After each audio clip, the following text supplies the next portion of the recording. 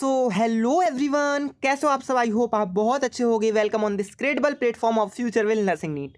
And I hope आपकी पढ़ाई बहुत ज़्यादा अच्छी चल रही होगी। एंड बहुत सारे मेरे को रिक्वेस्ट आ रहे थे, भैया आपने केमिस्ट्री तो स्टार्ट कर दी फ्री क्लासेस, लेकिन भैया बायोलॉजी की कब से फ्री क्लासेस स्टार्ट होने वाली हैं। आपने कहा था बायोलॉजी का पहले स्टार्ट करेंगे। बच्चे डोंट वरी, केमिस्ट्री भी हमने स्टार्ट कर दी, हमने बायोलॉजी भी स्टार्ट कर दी है बेटा। एंड आज बायोलॉजी का लेक्चर नंबर 1 है, that is cell the unit of life. हम पहला चैप्टर पढ़ेंगे, ठीक है। इसमें हम आज आपकी पूरी डिटेल थ्योरी एंड एमसीक्यूज पूरे डिस्कस करेंगे। ये क्लास कौन कौन देख सकता है? UP BSc nursing, paramedical 2025, AIIMS के लिए जितने भी बच्चे प्रिपरेशन कर रहे हैं, चाहे राजस्थान के लिए, चाहे एमपी के लिए, यूपी के लिए, और जितने भी अदर स्टेट वाले बच्चे हैं, ये क्लासेस चल रही, सब लोग देख सकते हैं और सबको इससे बेनिफिट होगा। मैं 100% बता रहा हूँ, ठीक है। ये मैंने एक फ्री एजुकेशन का चलाया, और ये एजुकेशन, ये जो लेक्चर है ना, आप कहीं भी पेड में पढ़ रहे हो, आप कहीं भी पैसे देकर पढ़ रहे हो, उससे मैं कह रहा हूँ 2 टाइम्स लेक्चर ये अच्छा है। एक बार आप इस लेक्चर को पूरा लगा के देखना, फिर आप डिस्कस करना कि जो आप पेड में पढ़ रहे हैं या आप जो फ्री में पढ़ रहे हैं वो कौन ज़्यादा अच्छा है, फ्री वाला ज़्यादा अच्छा, पेड वाला ज़्यादा। मैं 100% गारंटी से कह रहा हूँ, ये जो मेरा लेक्चर है ना, ये फ्री वाला लेक्चर आपके पेड वाले लेक्चर से 2 टाइम्स होगा, ठीक है। ठीक है, यस। तो सब लोग इस लेक्चर को पढ़ सकते हैं। चलिए लेक्चर को स्टार्ट करते हैं, ज़्यादा समय मैं बातों में गवाऊंगा नहीं वैसे भी, ठीक है।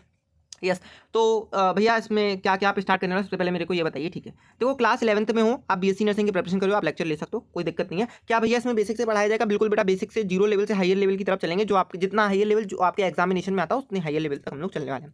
इस चैप्टर का लेक्चर नंबर 1 है, cell the unit of life का चैप्टर है, ठीक है। बेसिक से हम लोग हायर लेवल की ओर जा रहे होंगे। आपके एग्जामिनेशन में इसमें 2 से 3 से 4 क्वेश्चन आपके एग्जामिनेशन में इस चैप्टर से आते हैं, और ये चैप्टर बहुत ज़्यादा इंपॉर्टेंट बन जाता है, क्योंकि आपके 4 से 5 नंबर है ना, 4 से 5 नंबर, अगर 1 नंबर का एक क्वेश्चन मैं मान के चलूँ तो 4 से 5 नंबर आपके यहाँ से पक्के हो रहे होते हैं।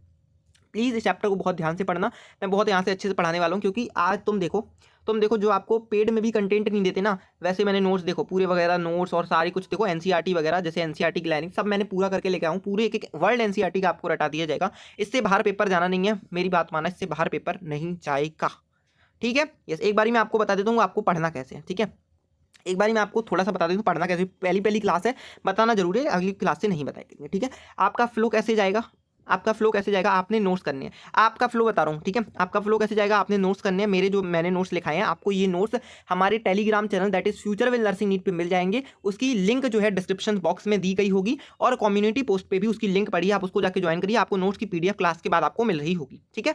यस, फिर आपने मेरे क्वेश्चन जो होंगे, मैं आपको यहाँ पे क्वेश्चन कराऊंगा, उन क्वेश्चन को आपने करना है। एनसीईआरटी में यहाँ पे क्लास में ही रीड कराऊंगा, आपने एक बारी घर जाके भी रीड करनी है। अगर आपके पास एनसीईआरटी बुक नहीं है तो डोंट वरी, जो मैं पीडीएफ में एनसीईआरटी लगा के दूंगा, आप उसी एनसीईआरटी को रीड कर लेंगे, ठीक है। मैं पीवाईक्यू यहाँ पे कराऊंगा, नीट के पीवाईक्यू होंगे, सीपी नेट और सी नेट और सीपी नेट वगैरह सबके आपके पीवाईक्यू होंगे। एनसीईआरटी लाइन बाय लाइन यहाँ पे बहुत ज्यादा मस्ट हो जाता है बायो में, क्योंकि आपको पूरे में से पूरे नंबर आपको लाने, तो एनसीईआरटी आपको रीड करनी होगी। और डोंट वरी, एनसीईआरटी रीड कराने का जिम्मेदारी भी मेरा है। आप एनसीईआरटी रीड नहीं करेंगे तो मैं आपको क्लास में एनसीईआरटी रीड कराऊंगा, और नोट्स में एनसीईआरटी, अगर आप नोट्स भी पढ़ लेते हैं तो एनसीईआरटी पढ़ने की कोई जरूरत नहीं, क्योंकि नोट्स में पूरी एक एनसीईआरटी की लाइन टू लाइन हमने इंक्लूड कर रखी है, ठीक है बेटा जी, ठीक है। चलिए अब आते हैं कि आज हम लोग पढ़ने क्या वाले हैं। तो पहली क्लास है, मैंने आपको बता दिया आज हम लोग क्या पढ़ने वाले हैं। आज हम लोग पढ़ने वाले हैं बेसिक्स ऑफ सेल। बेटा 0 से हो, बायोलॉजी में कुछ नहीं आता, मेरी क्लास में बैठोगे, पूरे क्वेश्चन सही होंगे, इस बात की मैं गारंटी लेता हूं। मैं फिर से रिपीट करता हूं, पूरे क्वेश्चन सही होंगे, सारे क्वेश्चन नोट्स से आएंगे। मैं बिल्कुल एनसीईआरटी पढ़ा रहा हूं, पेड से अच्छा आपको कंटेंट मिलेगा, आप चाहे पैसे देके पढ़ रहे हो कहीं भी, बट एक बार ये लेक्चर लगा के देखना, आप कहोगे हाँ भैया, ठीक है। और प्लीज़ अगर आपको लेक्चर अच्छा लगता है तो प्लीज़ वीडियो को लाइक करके, चैनल को सब्सक्राइब करके, वीडियो को शेयर कर देना, क्योंकि बच्चों तक ये पहुँच ना पाता है। प्लीज़ कर देना यार, प्लीज़, है ना, प्लीज़ कर देना। बहुत मेहनत करता हूँ, बहुत मेहनत से मैंने नोट्स बनाए। चलिए बेसिक्स ऑफ सेल हम लोग पढ़ेंगे, टाइप्स ऑफ सेल पढ़ेंगे, एंड बेटा एमसीक्यूज करेंगे जो बेसिक हैं आपके। आज के जो बेसिक एमसीक्यूज होंगे, मैं आपको यहाँ पे कुछ ऐसे एमसीक्यूज बता रहा हूँगा जो आपके एग्जाम में आएंगे ही आएंगे। ऐसे में कुछ आपको यहाँ पे टर्मिनोलॉजी बता रहा हूँ, ठीक है। यस, चलिए बेटा, तो सबसे पहले नंबर आपने स्क्रीन पे कम ध्यान देके मेरी तरफ आपको सुननी है, मेरी बातें सुननी है। सबसे पहले आप ये बताइए कि आप जहाँ पे अभी हैं, जहाँ पे अभी आप प्रेजेंट टाइम में हैं दोस्त, जहाँ पे आप अभी प्रेजेंट टाइम में दोस्त, अपने चारों तरफ देखो। आपके चारों तरफ आपको बहुत सारी चीज़ें ऐसी दिखाई दे रही होंगी जो अपनी पोजीशन पे है, वो अपनी पोजीशन से नहीं हट रही हैं, ठीक है। यस, और बहुत सारी चीज़ें आपको ऐसी दिखाई दे रही होंगी जो अपनी पोजीशन से हट रही हैं। वो आपका डॉग भी हो सकता है, वो आपकी कैट भी हो सकती है, वो आपकी मम्मी भी हो सकती हैं, वो आपके पापा भी हो सकते हैं, जो आपके स्थान से इधर से उधर हो रहे हैं, ठीक है। और बहुत सारी चीज़ें ऐसी भी हैं जो आपको आंखों से नहीं दिख रही हैं, बट आपके आसपास वो मौजूद हैं, ठीक है। यस, तो आपको अपने आपके चारों तरफ आपको क्या दिखता है? आपको चारों तरफ अपनी 2 चीज़ें दिखती हैं, 2 थिंग्स। आपको 2 थिंग्स दिखनी है, मतलब आपको चारों तरफ अपनी 2 थिंग्स दिखती हैं, 2 चीज़ें आपको नजर आती हैं। एक चीज़ बेटा आपको नजर आती है, दैट इज लिविंग, है ना, जो लिविंग चीज़ है बेटा, कौन सी चीज़ है, जो लिविंग चीज़ है। जैसे आप अपनी मम्मी को देख रहे हो, आप अपने पापा को देख रहे हो, अपने कैट को देख रहे हो, अपने डॉग को देख रहे हो, एक लिविंग होती है। और बेटा नॉन लिविंग, जैसे आपका फैन लगा है, फैन ये बेटा वो चल रहा, वो नहीं चल रहा है, अपना अपना पोजीशन चेंज नहीं कर रहा है, फैन तो घूमे जा रहा है, अपनी पोजीशन चेंज नहीं कर रहा है। फैन एक नॉन लिविंग थिंग्स है। आपका कूलर, आपकी एसी, आपकी टेबल, आपकी बुक, आपका पेन एक नॉन लिविंग है। लिविंग को हम लोग एक नाम बायोलॉजी में देते हैं, बायोलॉजिकल टर्म्स में, जिसे हम कहते हैं एनिमेट, और नॉन लिविंग को हम लोग कहते हैं बेटा इनएनिमेट। लिविंग को हम कहते हैं एनिमेट और नॉन लिविंग को बेटा कहते हैं inanimate. Please note my point, ये बहुत ज़्यादा इंपॉर्टेंट है। लिविंग को एनिमेट कहते हैं और नॉन लिविंग को इनएनिमेट कहते हैं। बेटा प्लीज नोट्स बनाते जाओ, लिखते जाओ मेरे साथ में, ठीक है। यस, अब आपको देखिए कुछ आश्चर्य हो रहा है क्या? आपको कुछ आश्चर्य ऐसा क्यों हो रहा है कि ये सारे लोग क्यों नहीं पोजीशन बदल पा रहे हैं, मैं क्यों पोजीशन बदल पा रहा हूँ, बुक क्यों नहीं उठ पा रही है? तो इसका आंसर क्या है ना? आप ये सोच रहे होंगे, आपके ये आश्चर्यचकित हो रहे होंगे आप, कि जो लिविंग है, जो एनिमेट है, वो एनिमेट क्यों है? ऐसा क्या चीज़ है एनिमेट के पास में जो इसको लिविंग बना रही है? ऐसा क्या नहीं है इन एनिमेट के पास में जो वो नॉन लिविंग है? ठीक है, ठीक है, यस। तो इसका आंसर निकलता है सेल। इसका आंसर क्या निकलता है बेटा जी? इसका आंसर निकलता है सेल। ऐसी वो चीज़ है लिविंग के अंदर जो इसको एनिमेट बना रही है, दैट इज सेल। और ऐसी जो चीज़ नहीं है नॉन लिविंग के पास जो उसको इनएनिमेट बना रही है, दैट इज सेल। ठीक है, यस। एक बार मैं बता देता हूँ, कंफ्यूज तो नहीं होगे आप। अपने चारों तरफ देखते हो, आपको दो चीज़ें देखने को मिलती हैं, एक तो लिविंग, एक तो नॉन लिविंग।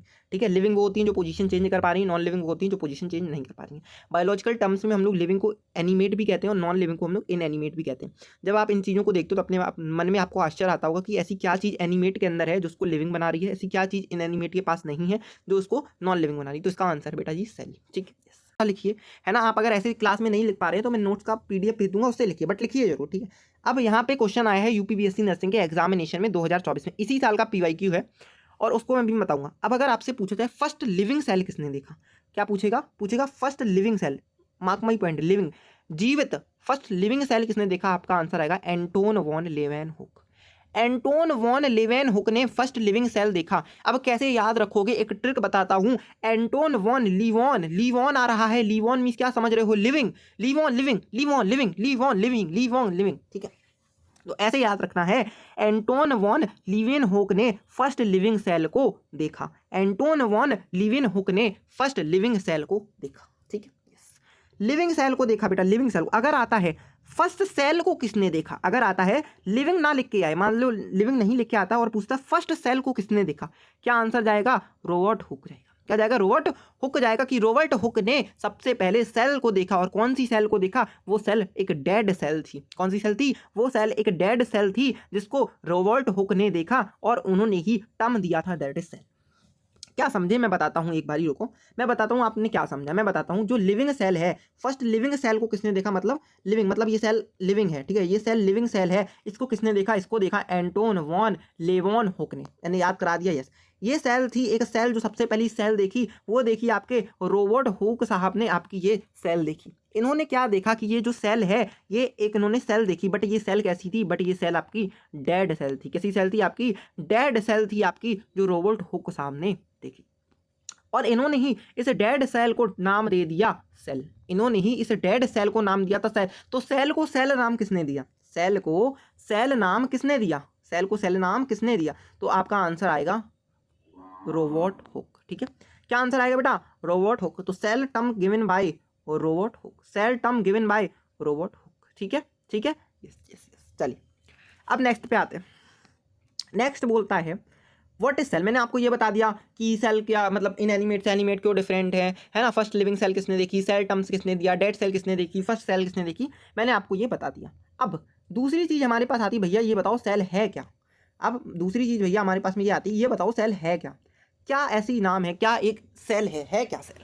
चलो तो मैं आपको बताता हूँ सेल है क्या। सबसे पहली लाइन, सेल, सेल जो है इंपॉर्टेंट लाइन मार्क कीजिए, cell is the unit of life. Cell is the unit of life. Cell क्या है? सेल एक यूनिट है किसकी? लाइफ की। अब यूनिट क्या होती है भैया? यूनिट अभी समझाऊंगा, रुक जाओ। Cell is the structural and functional unit of life. Cell is the structural function and unit of life. अब भैया ये यूनिट क्या है? आप यूनिट यूनिट यूनिट यूनिट बोले जा रहे हो, यूनिट क्या होती है ये तो बताओ। ठीक है, अभी रुको। आप कहाँ पे बैठे हो? घर में बैठे हो, ऑब्वियसली घर में ही बैठे हो, ठीक है। तो बेटा जी ये घर है आपका, उस घर में आप वॉल को देखिए, वॉल बोले तो दीवार, वॉल बोले तो दीवार, ये दीवार है आपके घर की, ये मार्क कीजिए कि आपके घर की दीवार है, ठीक है। यस, तो दीवार किसकी बनी होती है? दीवार बनी होती है ईंटों की। दीवार किसकी बनी होती है? ईंटों की। अगर मैं इस ईंट की दीवार को अलग करूं, अगर मैं इस ईंट की दीवार की एक यूनिट निकालूं, अगर मैं इस ईंट की दीवार की एक यूनिट निकालूं तो एक यूनिट मेरे पास निकल के ये आएगी, ठीक है। अगर इस ईंट के दीवार की मैं एक यूनिट निकालूं तो एक यूनिट निकल के मेरे पास ये आएगी। देखो ये मेरे पास एक यूनिट निकल के आ गई। क्या है? इस दीवार की यूनिट क्या है? ये ईंट है। इस दीवार की यूनिट क्या है? ईंट है, ठीक है, ईंट है। अब ऐसे ही समझना, ये दो ऑर्गेनिज्म है, ठीक है, हंसते मुस्कुराते दो ऑर्गेनिज्म अपने पास में है। ये हंसते मुस्कुराते अपने पास में दो ऑर्गेनिज्म है। अगर इन ऑर्गेनिज्म को मैं कट लगाऊं, अगर इन ऑर्गेनिज्म को मैं यहाँ पे कट लगाऊं तो इसमें कट लगाने से पता है मेरे को क्या मिलेगा? इसको कट लगाने से मेरे को मिलेगा कि ये जो चीज़ थी ना, ये इसको ऐसा ऐसा बना रही थी, ये भी बेचारा यहाँ पे सेल था। जैसे दीवार की यूनिट है ईंट, वैसे ही लिविंग ऑर्गेनिज्म की यूनिट है जिससे वो मिलके बने हुए हैं, दैट इज बेटा सेल। एक चीज जैसे बेटा एक ईंट है, वो अपने आप को रिपीट कर रही है again and again and again and again और पूरी दीवार बना दे रही है, वैसे ही बेटा सेल अपने आप को रिपीट करता है और पूरा का पूरा ऑर्गेनिज्म बना देता है। ठीक है, एनी डाउट? कोई भी डाउट है तो बेटा कमेंट सेशन में मेंशन कर दीजिए। मैंने आपको बता दिया ये यूनिट क्या होती है। कुछ भी चीज़ अपने आप को रिपीट करती है और एक पूरा जो है सिस्टम बना दे, उसको हम लोग क्या कहते हैं? उसको यूनिट कहते हैं। और ऐसे ही सेल हमारी एक यूनिट है क्योंकि इसने पूरा अपने आप को रिपीट करते हुए पूरा एक ऑर्गेनिज्म बना के रख दिया है। ठीक है, इसीलिए बेटा कह रहे हैं cell is the unit of life, क्योंकि ऑर्गेनिज्म लाइफ है और सेल क्या है? यूनिट ऑफ लाइफ है। Cell is a structural function. अब बेटा स्ट्रक्चरल फंक्शन क्या होता है ये तो बताओ। स्ट्रक्चरल फंक्शन क्या होता है ये तो बताओ बेटा। स्ट्रक्चरल तो एक तरीके से मैंने तुम्हें बता ही दिया। स्ट्रक्चरल तो मैंने एक तरीके से तुमको बता ही दिया। मतलब भैया कैसे? मैंने बताया ना, ये अपने आप को रिपीट कर रहे हैं और स्ट्रक्चर बना देते। बेटा स्ट्रक्चरल यूनिट तो है ही लाइफ की। अब बेटा फंक्शनल कैसे है? फंक्शनल कैसे है? जितनी भी चीज़ें ऑर्गेनिज्म के अंदर होती हैं, इनसाइड ऑर्गेनिज्म जितनी भी चीज़ें होती हैं सारी कौन करता है? सारी बेटा एक सेल ही तो करता है। जितनी भी चीज़ें ऑर्गेनिज्म के अंदर होती हैं सारी सेल ही तो करता है। तो सेल क्या है? सेल एक फंक्शनल यूनिट ऑफ लाइफ भी है। तो यहाँ से दो बातें क्लियर हुई। Cell is a structural function unit of life, also a cell unit of life. ठीक है, ठीक है बेटा। अब बात यहाँ पे आती है, क्या कुछ सेल से भी छोटा है जो एग्जिस्ट कर सके लाइफ के फॉर्म में? नहीं। Anything smaller than cell are not exist in the form of life. Anything smaller than cell, कुछ भी सेल से छोटा, स्मॉलर देन सेल नहीं कर सकता फॉर्म ऑफ लाइफ के फॉर्म में एग्जिस्ट। कुछ भी सेल से छोटा लाइफ नहीं हो सकती, सेल से छोटी कुछ भी लाइफ नहीं हो सकती। ठीक है, इसके लाइन का मीनिंग ये है। All living organism made up of cell. जितने भी लिविंग ऑर्गेनिज्म अपने आसपास में देख रहे हो, चाहे मम्मी हो, चाहे पापा हो, चाहे तुम हो, और चाहे आपके कुत्ते हो, चाहे आपकी बिल्ली हो, चाहे आपको जो ऑर्गेनिज्म दिख नहीं रहे आपके आसपास वो भी हो, सारे ऑर्गेनिज्म के पास में सेल है। जितने भी लिविंग ऑर्गेनिज्म है सबके पास में सेल्स हैं। नॉन लिविंग ऑर्गेनिज्म को हम लोग क्या कहते हैं? अभी मैंने बताया पीछे, इनएनिमेट, उनके पास में सेल नहीं होता है। ठीक है बेटा, ठीक है। तो ये दो स्लाइडें आपको समझ में आई? ठीक है, यस यस यस। अब देखिए अब एक ऑर्गेनिज्म के पास में कितनी सेल्स प्रेजेंस हो सकती हैं, यानी नंबर ऑफ सेल क्या हो सकता है, उसके आधार पर हमने ऑर्गेनिज्म को डिवाइड किया है। उसके आधार पर हमने क्या किया? उसके आधार पर हमने ऑर्गेनिज्म को डिवाइड किया। तो ये बहुत ज़्यादा इंपॉर्टेंट है, ये बहुत ज़्यादा आपके लिए इंपॉर्टेंट है। तो इसको इंपॉर्टेंट मार्क करिए, स्टार का बना दिया है मैंने, इंपॉर्टेंट मार्क करिए और लिखिए। ऑर्गेनिज्म पूछेगा, ऑर्गेनिज्म को यूनिसेलुलरिटी और मल्टीसेलुलरिटी में आपने डिवाइड किया on the basis of our number of cell, है ना। Two type of organism divide into presence of number of cell. Number of cells के आधार पर यहाँ पे लिखा आर टू टाइप, है ना। ऑर्गेनिज्म कितने टाइप के होते हैं? दो टाइप के होते हैं, एक तो यूनिसेलुलर, एक तो multicellular, on the basis of number of cell. कि नंबर ऑफ सेल कितनी है उसके बेसिस पे हमने ऑर्गेनिज्म को दो भागों में डिवाइड किया है। First one is unicellular and second one is multicellular. जैसे आपको पता है हम लोग हर एक किसी का मीनिंग जानने के पीछे उसके वर्ड के पीछे घुस जाते हैं, जिसके भी वर्ड के पीछे घुस जाएंगे। घुसिए। यूनी मीन्स क्या होता है बेटा? यूनी मीन्स होता है एक, सेलुलर मीन्स होता है सेल। लिखते जाइए मेरे साथ में। यूनी मीन्स होता है एक और सेलुलर मीन्स होता है सेल। एक को कहते हैं वन और कहते हैं सेल। मतलब organism is present made up of single cell. Organism जिसके पास में सिंगल सेल है, ऑर्गेनिज्म जो सिंगल सेल से बना है उसको यूनिसेलुलर, और जो ऑर्गेनिज्म मल्टी मीन्स होता है मैनी और सेलुलर मीन्स होता है सेल। जो ऑर्गेनिज्म मैनी सेल से बना है उसको हम लोग मल्टी सेलुलर ऑर्गेनिज्म कहते हैं। ठीक है, ऑर्गेनिज्म को दो भागों में बांटा on the basis of number of cell. जिसमें पास में एक सेल प्रेजेंट है वो यूनिसेलुलर, जिसके पास में कई सारी सेल्स प्रेजेंट है वो मल्टीसेलुलर है। ये मैंने आपको पूरा बता दिया है। ठीक है, ठीक है, यस यस यस। अब यहाँ पे इंपॉर्टेंट बात ये समझिए, एक इंपॉर्टेंट बात मेरी आपके यही समझिए, प्लीज़ लिखते रहिएगा। जो मैं बोल रहा हूँ यहाँ पे लिखते रहिएगा, ये बहुत ज़्यादा इंपॉर्टेंट है, इसको ध्यान से समझिए। ये मैंने मान लिया यूनिसेलुलर ऑर्गेनिज्म के पास में एक सेल होगी, तो ये एक यूनिसेलुलर ऑर्गेनिज्म मैंने मान लिया जिसके पास में ये क्या है? ये एक सेल है। ठीक है, यस। अब आपके पास में आपके इंपॉर्टेंट फंक्शन क्या होते हैं जिसके पीछे आपकी लाइफ नहीं चल सकती, मेरे को बताओ। आप ब्रीदिंग करते हो यानी आप सांस लेते हो, आप खाना खाते हो यानी आप डाइजेशन करते हो, आप एक्सक्रीशन करते हो। तो बेटा जितने भी इंपॉर्टेंट फंक्शन है, रेस्पिरेशन हो गया, डाइजेशन हो गया, एक्सक्रीशन हो गया, क्या ये फंक्शन जो मल्टी सेलुलर ऑर्गेनिज्म कर सकते हैं, क्या यही फंक्शन यूनिसेलुलर ऑर्गेनिज्म कर सकता है? Yes yes yes yes.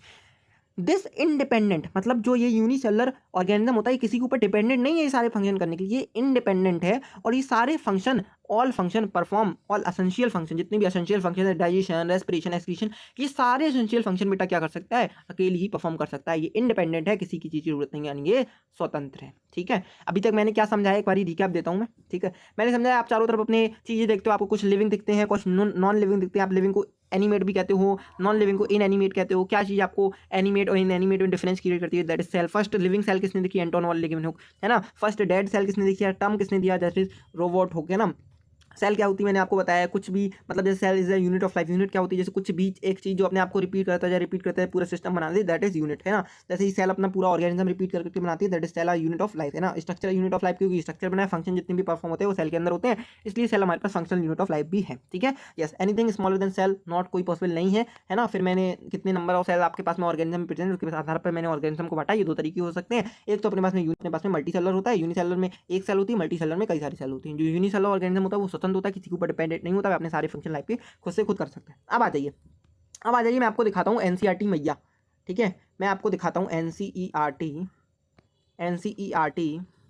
मैया के दर्शन, एनसीईआरटी मैया के दर्शन है ना। एनसीईआरटी मैया के दर्शन जो आपको सभी क्वेश्चन सही कराएंगे। अगर आपने मेरे नोट्स पढ़ी है तो एनसीईआरटी मैया को देखने की कोई जरूरत नहीं है, बट आपकी श्रद्धा अनुसार मैं यहाँ पे आपको रीड कराऊंगा, डोंट वरी। ठीक है, चलिए देखते ही हाईलाइट करके रखा है पोर्शन को, ध्यान से देखो। वैन यू लुक अराउंड, अपने चारों तरफ देखते हैं तो आपको बहुत लिविंग चीज़ें दिखती हैं, नॉन लिविंग थिंग्स भी आपको देखते हैं। मस्ट हैव वंडर्ड, आप मतलब आश्चर्यचकित होते हैं। एंड पूछते हैं खुद से, asked yourself what is then make an living organism, क्या है जो लिविंग ऑर्गेनिज्म को बनाता है? What is it then an inanimate things does not, inanimate things समझ रहे हो, नॉन लिविंग। यहाँ देखो वो देखो, अब यही है ना, यही नोट्स में फ़र्क होता है। मैंने नोट्स इतने अच्छे से पढ़ा, यही नोट्स और इसमें फ़र्क होता है, ध्यान से समझना। ठीक है, यस। तो इसका आंसर क्या मिलता है? Basic unit of life is a cell in all living organism. All organism are composed of cell, जितने भी ऑर्गेनिज्म यानी जितने भी लिविंग ऑर्गेनिज्म है सारी सेल से कंपोस्ट होकर मिलते हैं, बिल्कुल सही बात है। एंड यूनिसेलुलर ऑर्गेनिज्म वो होते हैं जिसमें सिंगल सेल प्रेजेंट होती है। मल्टी सेलुलर ऑर्गेनिज्म को हम लोग जिसमें मैनी सेल होती हैं इसको हम लोग मल्टी सेलुलर ऑर्गेनिज्म के नाम से जाते हैं। व्हाट इज सेल मैंने बताया आपने है ना। यूनिसेलुलर जो ऑर्गेनिज्म होते हैं वो कैपेबल होते हैं इंडिपेंडेंट एग्जिस्टेंस करने में, परफॉर्म करते हैं सारे function. Anything less than is completely structure of cell are not insure independence living है ना, मतलब सेल के अलावा कोई भी लिविंग नहीं हो सकता है। ठीक है, और hence cell is a fundamental structure unit of life in all living organism. Anton Leeuwenhoek see describe first cell. ठीक है, ये रोबोट हुक वाली लाइन थी। ठीक है, समझ में आया? चलिए कुछ इंपॉर्टेंट टर्मिनोलॉजी यहाँ पे मार्क करिए, फिर हम लोग लेक्चर को करेंगे एंड। चलिए इंपॉर्टेंट टर्मिनोलॉजी यहाँ से मार्क करिए बेटा, this is very very very very important, जहाँ से क्वेश्चन हर साल आपके एग्जामिनेशन में आते हैं। इस साल भी यहाँ से 2 क्वेश्चन गिरे थे। सबसे पहले वो पूछता है लार्जेस्ट सेल बताइए ह्यूमन बॉडी में। ह्यूमन बॉडी कौन सी बॉडी है? अपनी बॉडी है। इसमें आप लार्जेस्ट सेल बताइए, मतलब सबसे बड़ी कौन सी सेल इसमें होती है? तो आप इसका आंसर क्या देंगे? न्यूरॉन। जो माइंड की सेल होती है ना, जो आपके माइंड में जो सेल होती है दैट इज न्यूरॉन। ठीक है, जो आपके ब्रेन में सेल होती है दैट इज न्यूरॉन, जो सबसे बड़ी सेल होती है। लार्जेस्ट सेल क्या होती है? लार्जेस्ट सेल आप मेरे को जल्दी से जल्दी कमेंट सेशन में बताएंगे। लार्जेस्ट सेल मैंने यहाँ पे पूछा था largest cell of human body, अब मैं पूछ रहा हूँ लार्जेस्ट सेल बताइए। यहाँ पे मैंने आपको एक फिल इन दी ब्लैंक्स दिया और यहाँ पे एग लिखा है, किस चीज़ का ये एग है? मेरे को कमेंट सेशन में आंसर चाहिए, नहीं तो मैं अगली क्लास में आपको बताऊँगा। लार्जेस्ट सेल बेटा बताओ जल्दी से। यहाँ पे क्या आएगा? यहाँ पे क्या ऑस्ट्रिच आएगा? जल्दी से बताओ मेरे को, इंटरनेट पे सर्च करो, याद करो, देखो। फिर स्मॉलेस्ट लिविंग सेल पूछता है बेटा, mycoplasma. This is a very very very very very important. कितने इंपॉर्टेंट लगा दूँ? बहुत ज़्यादा इंपॉर्टेंट है। स्मॉलेस्ट लिविंग सेल कोई भी पूछेगा दैट इज माइकोप्लाज्मा। क्वेश्चन आएंगे, मैं बोल रहा हूँ, जो नोट्स में क्वेश्चन आएंगे ना अगली साल में मिल। सेल लिविंग है बट न्यूक्लियस नहीं है, इसको अभी याद कर लो, मैं बाद में समझाऊंगा। सेल तो लिविंग है बट न्यूक्लियस नहीं है। क्या नाम है उसका? RBC, red blood cell. This is important, but this is very important. Smallest living cell is mycoplasma. और इसका मेरे को आंसर चाहिए कमेंट बॉक्स में। इसको जल्दी से स्क्रीनशॉट ले लो या जल्दी से इसको लिख लो, बहुत इंपॉर्टेंट है, यहाँ से क्वेश्चन आएगा। ठीक है, लिविंग है सेल्स बट उसके बाद में न्यूक्लियस नहीं है, दैट इज आरबीसी। मैं अभी इसको अगर समझ नहीं आ रहा है तो छोड़ दो, मैं लिख देता हूँ, है ना। अगर समझ नहीं आया है तो इसको आप छोड़ दो, है ना, बाद में आ जाएगा, बाद में आ जाएगा। ठीक है, बाद में आएगा, ठीक है, बाद में ये आएगा क्वेश्चन, ठीक है। बट ये is very very very very important और इसका मेरे को आंसर चाहिए, आपको मेरा आंसर चाहिए मेरे को इसको कमेंट सेक्शन में, ठीक है, कमेंट सेक्शन में इसको आंसर करिएगा। फिर बेटा टाइप ऑफ सेल पे आते हैं, ठीक है। अब एक काम करते हैं, मैंने आज आपको जितना यहाँ तक पढ़ाया है आप इतना यहाँ तक ख़त्म करेंगे, ठीक है, आप इतना यहाँ तक ख़त्म करेंगे। लेक्चर का टाइम हो चुका है, अपना ड्यूरेशन ख़त्म हो गई है एंड हम लोग यहीं से कल चालू करेंगे, that is type of cell. And मैं बेटा जी बता रहा हूँ ना, जो मैं यहाँ पे कंटेंट दे रहा हूँ वो आपका कभी भी आपको पेड बैच में छोड़ो, अब मैं क्या बोलूँ किसी के बारे में, ठीक है। पेड बैच में मेरे को 50 रिकॉर्डेड लेक्चर दे देते हैं 2-2 साल के पढ़े हुए, ठीक है। तो बेटा जी ये थी आज की आपकी क्लास। अगर आपको क्लास आई है पसंद तो वीडियो को कीजिएगा लाइक एंड चैनल को कीजिएगा सब्सक्राइब एंड शेयर जरूर से जरूर कर दीजिएगा। अगली क्लास में आप लिखेंगे, नोट्स बनाएंगे, मैं नोट्स की PDF टेलीग्राम पे सेंड कर रहा हूँ। एंड आपको क्या करना है, आपने नोट्स बना लेने, ठीक है, आपने नोट्स बना लेने और आपने इसको रिवाइज कर लेना है दोबारा से। और जो मैंने नेक्स्ट क्लास में टाइप ऑफ सेल से स्टार्ट करूँगा जहाँ से मैंने क्लास को बंद किया है। एंड ठीक है, नोट्स भेज रहा हूँ मैं, नोट्स बना लो। तब तक के लिए okay then tata bye bye.